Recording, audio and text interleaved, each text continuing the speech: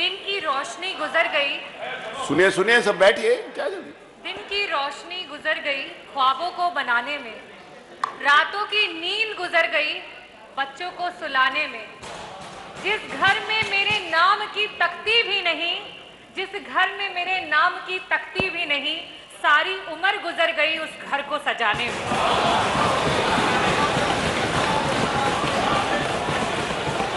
आदरणीय अध्यक्ष महोदय, आज आजादी के 75 वर्षों में पहली बार देश की सबसे बड़ी सदन उत्तर प्रदेश की सदन में सिर्फ और सिर्फ महिला विधायकों को बोलने का आपने अवसर दिया। मैं उसके लिए आपको हृदय से धन्यवाद करती हूँ। मैं धन्यवाद करना चाहूंगी समाजवादी पार्टी के राष्ट्रीय अध्यक्ष श्री अखिलेश यादव जी का, आदरणीय डिंपल भाभी का, जिनकी प्रोग्रेसिव सोच के कारण आज विपक्ष में होने के बावजूद भी अगर हम रेशियो निकाल लें तो जो महिला जनप्रतिनिधि हैं उनका रेशियो पक्ष के समान है। मैं धन्यवाद करना चाहूंगी हमारी समाजवादी पार्टी की सोच को, जो सोच कहती है कि नेतृत्व का कोई जेंडर नहीं होता, नेतृत्व का होता है एक विचार, एक सोच, एक विचारधारा जिससे आप लोगों को खुद से जोड़ते हैं। राम मनोहर लोहिया जी ने कहा था, देश का विकास तभी होगा जब देश में नारी का विकास होगा। जब नारी विकास करेगी तभी देश का विकास होगा। आज से कई सालों पहले जब अध्यक्ष जी, आप, मेरे पिता, उनके सहपाठी जब स्कूल में जाया करते थे तो वहां पे पढ़ाया जाता था कि 3 प्रकार के देश होते हैं, विकसित देश, विकासशील देश और अविकसित देश। और तब वो अपने अभिभावकों से पूछते थे कि हमारा देश विकासशील की श्रेणी में आता है, ये कब तक विकसित हो जाएगा? तो उन्हें कहा जाता था, कुछ नहीं, आज से 8-10 सालों में हमारा देश विकसित हो जाएगा। अध्यक्ष जी, आपके बाद हमने भी स्कूल की पढ़ाई की, हमने भी स्कूल जाना शुरू किया और हमें भी वही पढ़ाया गया और हमने भी जब ये पूछा सवाल तो हमें भी वही उत्तर मिला। आज एक नई जनरेशन स्कूल जाने को तैयार है, लेकिन आज ये देश अपना जवाब नहीं बदल पाया है। क्या हमने कभी इस बात पे मंथन किया है? आज ये जो स्पेशल सेशन बुलाया गया है, ये सत्र ही उसका जवाब है कि आज जो हम 403 विधायकों में सिर्फ और सिर्फ 47 महिला विधायक हैं, वो उसका जवाब है कि जिसकी वजह से आज हमारा देश विकासशील से विकसित देश नहीं हो पाया है। मैं आज बताना चाहती हूं कि अगर हम देश में देखें कि महिलाओं का राजनीति में नेतृत्व के परसेंटेज को निकालें तो सिर्फ और सिर्फ 9% महिलाएं हैं जो पूरे देश में जनप्रतिनिधि के रूप में अपना नेतृत्व कर रही हैं। और इस आंकड़े को अगर हम किसी भी डेवलप कंट्री से कंपेयर करें तो वहां पे जो देश विकसित हो चुके हैं उसका कारण भी हमें साफ साफ समझ में आ जाता है कि वहां पे अगर राजनीति में महिलाओं का अगर हम देखें कि क्या कंट्रीब्यूशन है तो वो 30% तक पहुंच चुका है। और हमें भी अब इस पे विचार करना जरूरी है और इस सदन के माध्यम से मैं आग्रह करना चाहूंगी कि महिलाओं को हर क्षेत्र में आरक्षण देने की जिम्मेदारी इस सरकार को उठानी चाहिए, इस प्रदेश को उठानी चाहिए और इस देश को उठानी चाहिए।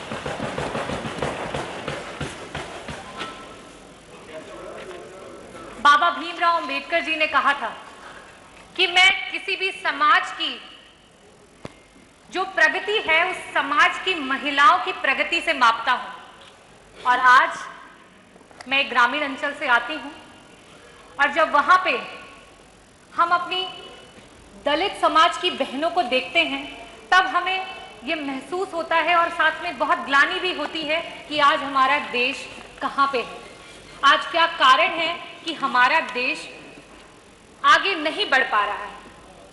चाहे राजनीतिक क्षेत्र हो या सामाजिक क्षेत्र हो, चाहे एक माँ हो या बहन हो या पत्नी हो या बेटी हो, अधिकांश जगह में भारत देश में हमें निर्णय लेने की आजादी नहीं। आज जब महिलाएं राजनीति में आना चाहती हैं तो कई प्रकार की कठिनाइयों का सामना करना पड़ता है और उस पर एक छोटा सा शेर है जो मैं बोलना चाहूंगी। कौन बदन से आगे देखे औरत को, सबकी आंखें गिरवी हैं इसी नगरी में।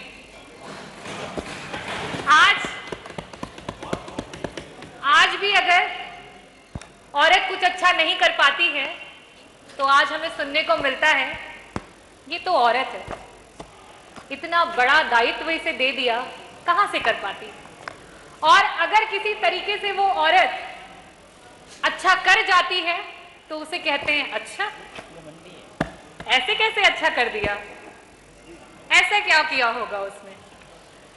इस सोच को बदलने की जरूरत है। मैं इस सोच के लिए ये बोलना चाहूंगी कि आज इस प्रदेश को, इस देश को एक मकसद के साथ हमारे प्रदेश की और देश की महिलाओं को बढ़ाने के लिए सोचना होगा। स्वामी विवेकानंद जी ने कहा था कि अगर किसी मकसद के लिए खड़े हो तो एक वृक्ष की तरह खड़े हो और गिरो तो एक बीज की तरह, ताकि दोबारा से उग करके उसी मकसद के लिए दोबारा से जंग लड़ सको।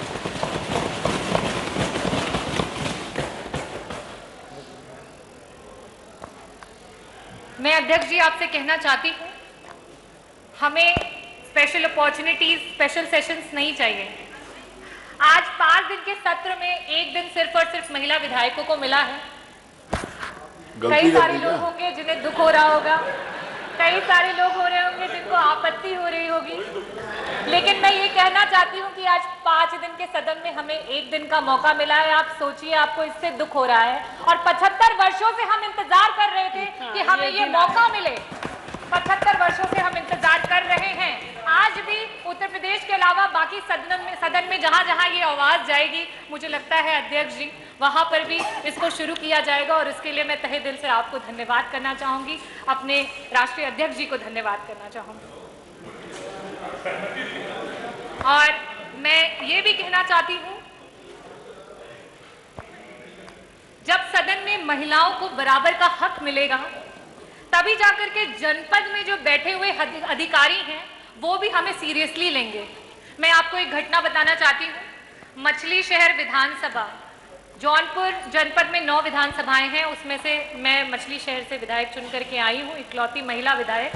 और मेरे यहाँ की जो रोडों की स्थिति है वो बहुत ही खराब है। मैंने पिछले सदन में भी उन बातों को उठाया था और बड़ी मुश्किल से एक रोड है जो स्वीकृत होकर बननी शुरू हुई। जब वो रोड बनी तो उस पर जब शीलपट लगा तो उस पर हमारे जो नेबर के, हमारे पड़ोसी विधायक हैं, उनका नाम लिख करके आ गया। तो आज अधिकारियों की भी ये सोच है कि अरे ये तो महिला है, ये क्या कर लेगी, और ऊपर से ये विपक्ष की महिला है तो ये क्या कर लेगी। हमें इसको बदलना होगा, हमें इसे बदलना होगा। मैं सरकार से अनुरोध करूंगी कि इस तरीके की सोच पे अंकुश लगाया जाए। साथ ही साथ मैं अपनी महिलाओं को भी कहना चाहूंगी कि ये वक्त आ गया है कि हमें आगे बढ़ना होगा, हमें देश का प्रतिनिधि बनना होगा, हमें आगे बढ़ करके देश को तरक्की के रास्ते पे लेके जाना होगा। अब हमें ये नहीं सोचना है कि लोग क्या कहेंगे और समाज क्या कहेगा, क्योंकि कुछ तो लोग कहेंगे, लोगों का काम है कहना, पर अब हमको चुप नहीं रहना। मैं एक ग्रामीण अंचल से आती हूँ। मैं आज जो मुझे मौका मिला है उसके माध्यम से अपने विधानसभा की सारी मेरी माताओं और बहनों को दिल से धन्यवाद करती हूँ कि उन्होंने मुझ पे इतना भरोसा जताया और मुझे जिता करके यहाँ पे भेजा। मैं साथ ही साथ ये भी बोलना चाहती हूँ कि आज हम भारतीय बड़े आधुनिक बनते हैं, हर बात पे बड़ी बेबाकी से चर्चा करते हैं, लेकिन जब बात आती है महिला के सशक्तिकरण की तो ना जाने हम क्यों चुप्पी साध लेते हैं। हम क्यों भूल जाते हैं कि भारत की आजादी में महिलाओं का बलिदान कहीं से कम नहीं था। चाहे वो रानी लक्ष्मी बाई रही हो, चाहे वो झलकारी देवी रही हो, चाहे महारानी अहिल्याबाई होलकर रही हो, चाहे ज्योतिबा फूले जी रही हो, और साथ ही साथ चाहे वो मातंगी देवी रही हो, जिन्होंने वंदे मातरम कहते कहते अपने प्राणों की आहुति दे दी। चाहे वो कनकलता रही हो, जिन्होंने 17 साल की उम्र में हाथ में राष्ट्रीय ध्वज को लिए वीर गति को प्राप्त हो गई हो, हमें उन बातों को नहीं भूलना चाहिए। और शायद इन्हीं बातों को भूलने की वजह से आज महिलाएं पीछे छूटती चली जा रही हैं। मैं आज इस सदन के माध्यम से ये कहना चाहती हूँ, मैं ग्रामीण अंचल से आती हूँ और वहाँ पे मैंने कई बार सुना है, तो मैंने कहा कि यहाँ से एक मैसेज देना बहुत जरूरी है। बहुत सारे लोगों को ऐसा लगता है कि हम महिला के प्रतिनिधित्व में पीछे उसके चल रहे हैं। हम कैसे महिला के पीछे चल सकते हैं? तो मैं उन सबको बोलना चाहती हूँ कि हम आपको पीछे नहीं चला रहे हैं। हम चाहते हैं आप हमारे बगल में हमारे साथ साथ चलें। अल्बर्ट कामू ने कहा था, I don't want you to lead me, I don't want you to walk behind me, I want you to walk by my side. और यही हमारी सोच है और मैं मानती हूं कि इस सदन में बैठी सारी जितनी भी महिला जनप्रतिनिधि हैं उनकी भी यही सोच है। मैं धन्यवाद करना चाहूंगी आदरणीय मुख्यमंत्री जी को कि जिस दिन मॉनसून का पहला सत्र था उस दिन हमें अंदर नहीं आने दिया। मैं पूछना चाहूंगी हमारी पक्ष के विधायकगण से, दिल पे हाथ रख के बताइए, क्या आपको अच्छा लग रहा था यहाँ की सारी सीटें खाली थी? इस सदन की शोभा तभी तक है जब तक पक्ष और विपक्ष साथ में यहाँ पे बैठता है। जब तक पक्ष और विपक्ष साथ में बैठता है तभी तक हमारा लोकतंत्र मजबूत है। और जिस दिन यहाँ से विपक्ष हट जाएगा उस दिन लोकतंत्र की धज्जियां उड़ जाएंगी। और उसी प्रकार से मैं कहना चाहूंगी, रोका गया है। रजनी जी, अरे आप बोलेंगे। मैं माननीय मंत्री जी को बताना चाहती हूँ। नहीं, कोई जवाब, मैं उनको मना कर दूं, आप अपनी बात जी।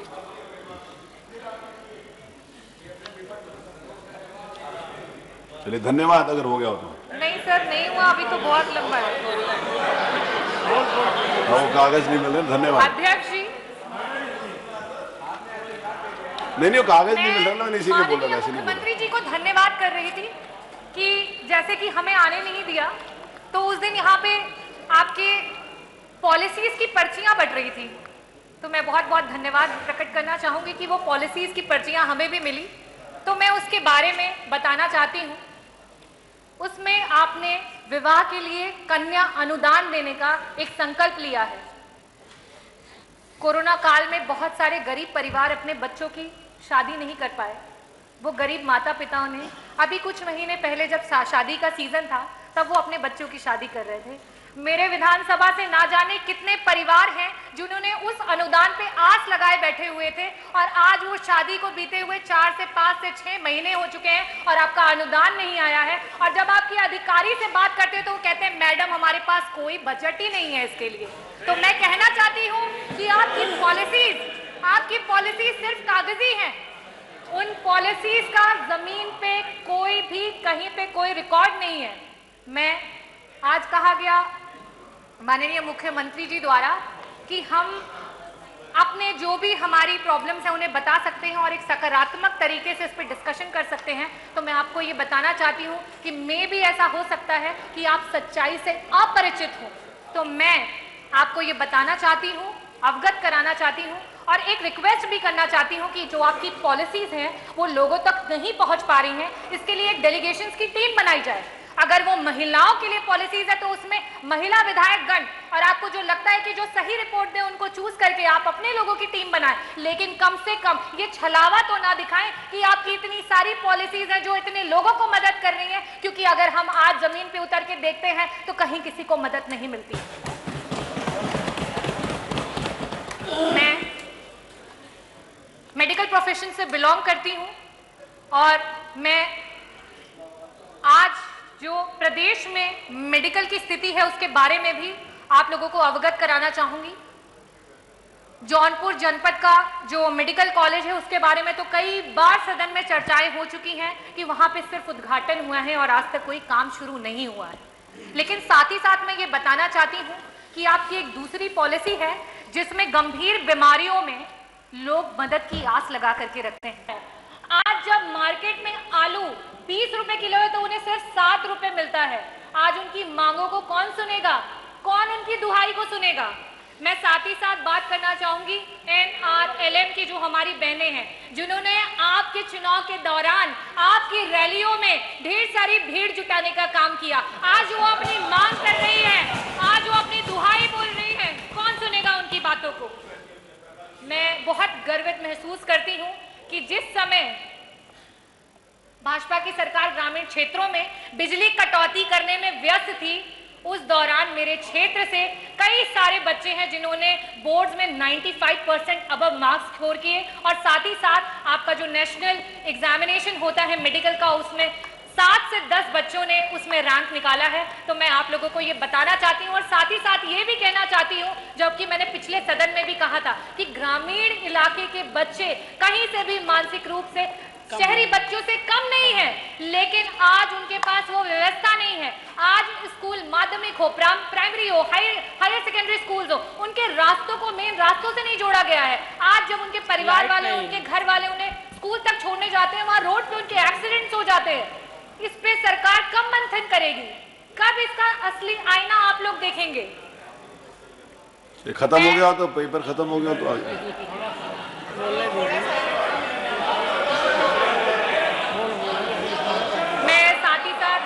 बोलना चाहूंगी, ये जीरो टॉलरेंस की सरकार है और आदरणीय हमारे मंत्री जी, संसदीय कार्य मंत्री जी ने कहा था कि जीरो टॉलरेंस की डेफिनेशन ये नहीं है कि कोई अपराध नहीं होंगे।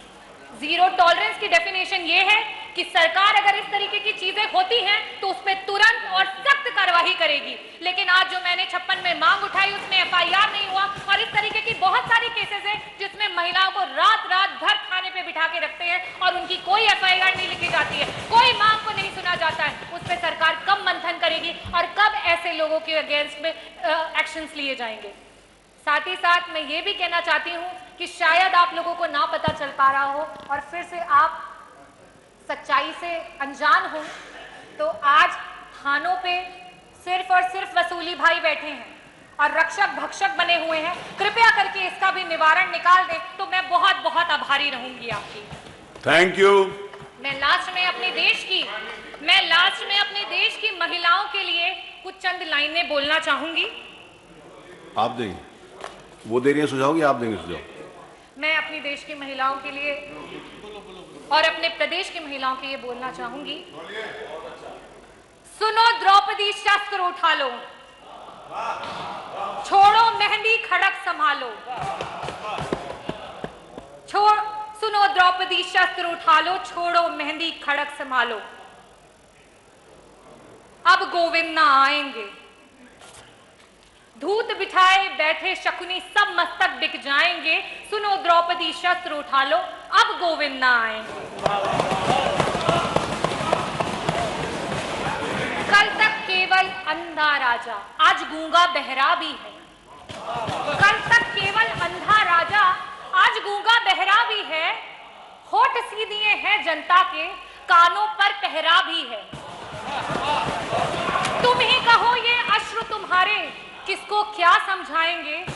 सुनो द्रौपदी शस्त्र उठा लो, अब गोविंद ना आएंगे, अब गोविंद ना आएंगे। बहुत बहुत धन्यवाद।